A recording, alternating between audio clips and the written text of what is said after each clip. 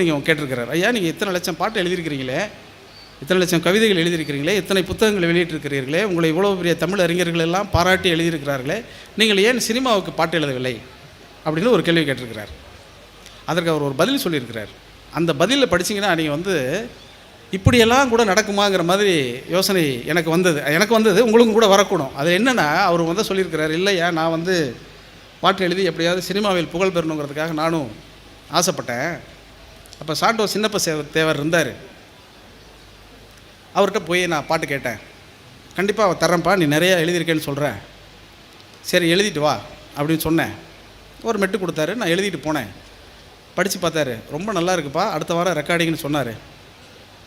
அந்த ரெக்கார்டிங் தேதிக்கு முத நாள் நான் போன உடனே, என்னப்பா உன் கவிதையை வந்த கவிஞன்ட்டெல்லாம் காமிச்சேன், இவருக்கு பாட்டே எழுத தெரியலன்னு சொல்லிட்டானுவ, அதனால் உன் பாட்டை சினிமாவில் பயன்படுத்த முடியாதுன்னு சொல்லிட்டாரான்.